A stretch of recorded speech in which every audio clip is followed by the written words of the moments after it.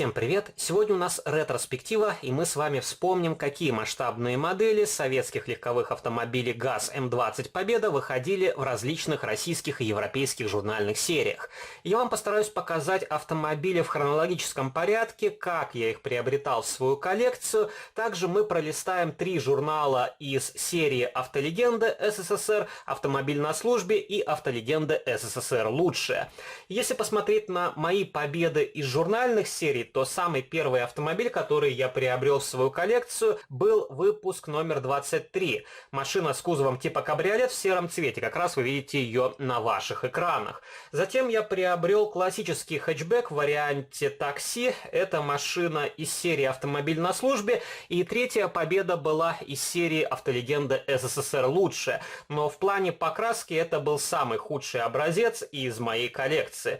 И странно, почему эту серию так назвали, потому что там были собраны самые примитивные модели. Но хотя у них иногда встречались вполне симпатичные схемы окраски. И я не стал покупать классический хэтчбэк в свою коллекцию, потому что до этого я приобрел модель от нашего автопрома.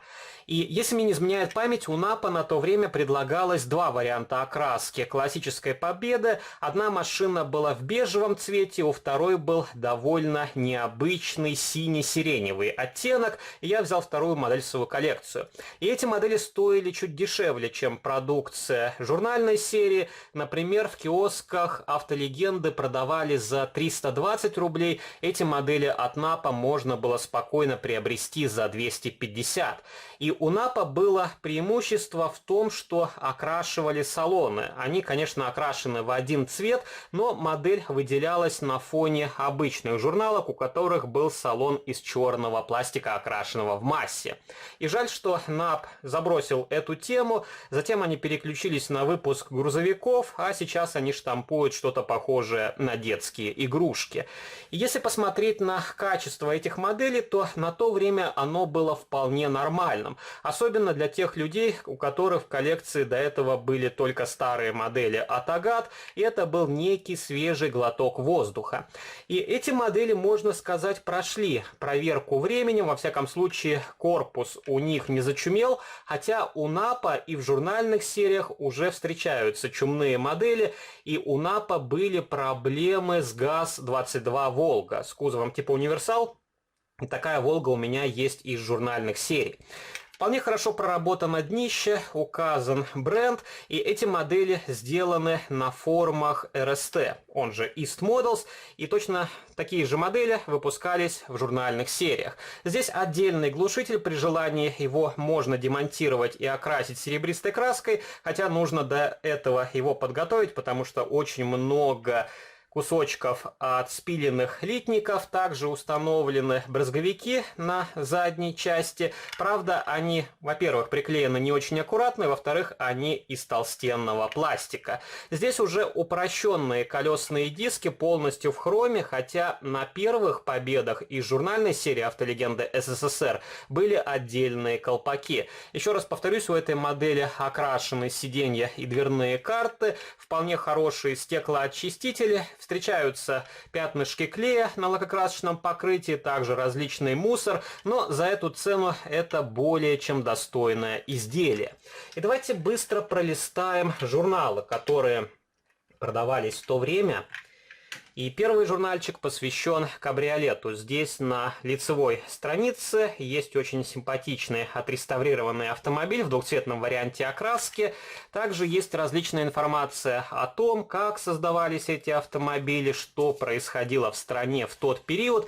И ранние журналы от Гостини были вполне читабельны. Здесь интересная информация, архивная хроника, но впоследствии журналы превратились просто в рекламные плакаты, где было очень много различных вкладышей о том, что выходит новая журнальная серия, обязательно нужно на нее подписаться. Я уже забросил это дело по коллекционированию этих моделей, потому что их все больше и больше, качество все ниже и ниже, а цена все выше и выше. Также фотографии дальних родственников Tatra T600 Татраплан. Такая модель у меня в коллекции есть от Neoscale Models. И также есть Standard Vanguard. И такой модели у меня в коллекции нету, хотя, по-моему, в 43-м масштабе ее кто-то выпускал. также есть плакат, который при желании можно повесить на стену, если вы большой поклонник автолегенд. Другие ракурсы. Есть багажник, вид изнутри. Также элементы салона. Ну и так далее. Техническая информация и другие модификации. Также есть спортивный автомобиль. И как-то давно я вам показывал спортивную Победу. Это была модель от мастерской Херсон Models, сделанная методом гальванотехники. И, по-моему, в журнальной серии тоже выходила какая-то гоночная Победа, но уже говорил, после 100-го выпуска я особо за этой серией не следил. И второй номер – это автомобиль на службе. Машина в варианте такси, мы ее рассмотрим чуть позже. Здесь уже на лицевой стороне журнала просто фотография масштабной копии. Видимо, не нашли фото настоящего автомобиля. И эти журнальчики уже сделаны проще. Здесь общая информация, не так много интересных фотографий. И по большому счету большая часть фото не имеет отношения к оригинальному прототипу. Просто рассказывается о том, что происходило в стране, какие машины использовались в таксопарках, ну и другая информация. Есть тоже плакат. И этот журнал намного меньше, чем у издательского дома Де Агостини из серии «Автолегенды СССР». И последний журнальчик, который мы мельком пролистаем, посвящен Победе в двухцветном варианте окраски. Правда, здесь на лицевой стороне машина в желто-бежевом цвете вместо сине-белого. Этот журнальчик уже получше, но опять же он уступает по своему наполнению серии «Автолегенды СССР». Тоже указаны дальние родственники, опять же Standard Vanguard, Fiat 1900. И такая модель у меня в коллекции есть, по-моему, из румынской журнальной серии. Если не ошибаюсь, автомобиль был в бордовом цвете. Но могу ошибаться. Уже стали появляться флаеры с призывом оформить подписку, получить ненужные бонусы, подставку, папку и так далее. Ну и другие фотографии салона и техническая информация. И также был анонс на то время ЗИМ-12. И такую модель я хотел приобрести в свою коллекцию, но смотрел, у них очень много проблем с покраской. И решил не брать ее, а оставил ГАЗ-12 ЗИМ от наш Автопром в черном цвете. И эту модель я тоже вам давно показывал. Ну, давайте теперь перейдем к самим масштабным копиям. И покажу вам Победу с кузовом типа кабриолет. На мой взгляд, это одна из самых удачных моделей, которая выходила в рамках проекта от Де Агостини. Во-первых, у этой Победы подфарники сделаны из прозрачного пластика, также прозрачные задние фонари, можно сказать, улучшенные колесные диски с отдельными колпаками. Правда, колпаки очень сильно выпирают, и нужно их дорабатывать, чтобы они больше походили на настоящие колпаки автомобиля.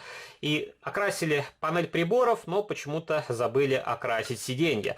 И я видел, к этой Победе также продавали различные наборы для доработок. Можно было приобрести отдельно поднятый тент. Также некоторые люди спиливали стойки и делали парадный фаэтон и перекрашивали эти модели в различные цвета. Я особо на этой модели доработок никаких не делал. И вторая Победа – это как раз вариант такси. Тоже вполне симпатичная схема окраски. Правда, здесь есть просветы на коричневом цвете. И точно такое же днище, без каких-либо изменений. Точно такая же табличка под номерной знак. Фонари уже упростили. Просто детальки в хроме. И поверх нанесли красный лак. И тоже поворотнички здесь уже в хроме, а не из прозрачного пластика. Также могу вам показать еще раз модель от нашего Автопрома. У нее тоже упрощение по сравнению с первой Победой, но эта модель стоила, повторюсь, дешевле. И давайте посмотрим на модель из серии «Автолегенды СССР лучшая». И здесь колесики еще улучшенного типа, но, по-моему, в этой серии также попадались аналогичные Победы, у которых были упрощенные колесные диски. Точно такое же днище, правда, на этой модели оно промазано силиконом и окрасили кончик выхлопной трубы серебристой краской, не знаю зачем, смотрится довольно забавно. И покажу вам следующие модели. Одна из побед из польской журнальной серии. Также такие модели выходили и в румынской журнальной серии. И здесь просто изменили надпись на другой шрифт, а других отличий у масштабных копий нет. Ну и, конечно, качество сборки страдает. Все криво-косо, облой, мусор в лакокрасочном покрытии. Также есть потертости. Визитная карточка любой журнальной серии. Также у меня в коллекции есть Варшава. По большому счету та же Победа, только изготовленная в Польше. У этой модели довольно симпатичный голубой цвет. И как раз вы можете посмотреть, в чем отличие у автомобилей. Другая решетка радиатора. Также на Варшаве присутствует декоративный молдинг на передних крыльях и дверях. А сзади машины абсолютно идентичны. И вот так выглядит днище. И покажу вам еще дальнейшее развитие Победы. Варшава с кузовом типа седан. Тоже вполне симпатичный автомобиль. И у меня две таких масштабных копии. Одна в белом цвете. Как раз вы можете посмотреть, как у нее выглядит днище. А второй автомобиль в темно-зеленом цвете. И сначала я в коллекцию приобрел белую модель, но потом увидел, что есть темно-зеленый аналог, и мне визуально он больше понравился. У него более выразительно выглядят декоративные элементы, окрашенные серебристой краской. А модели больше ничем не отличаются. И покажу вам две последние Варшавы. Одна с кузовом типа универсал, тоже вполне хороший автомобиль. И эта машина из польской журнальной серии, и она также мелькала и в других европейских журнальных сериях, и машина окрашивалась в разные варианты окраски. И также в польской серии был пикап, но не удалось приобрести его в свою коллекцию. И последняя модель, которую я вам покажу, наиболее симпатична и интересна, это медицинский автомобиль на базе Варшавы. И здесь уже окрасили медицинский отсек, белые носилки, также кожух для запасного колеса, и даже немножко затонировали окна. И эта модель более-менее аккуратная в плане покраски и сборки. Вот такая небольшая коллекция побед и различных модификаций, которую я хотел вам показать в этом видеоролике. Пишите ваши комментарии, какие масштабные копии есть у вас. Собираете ли вы до сих пор журнальную серию? Возможно, вы переключились на что-то другое. Если вам понравился данный видеоролик, то не забывайте поддержать его лайком. Вступайте в мои группы в социальных сетях, ВКонтакте и Фейсбуке. Жмите на колокольчик и также подписывайтесь на мой второй канал. Там тоже выкладываются разнообразные видеоролики на модели из моей коллекции. А на сегодня это все. До новых встреч. Пока.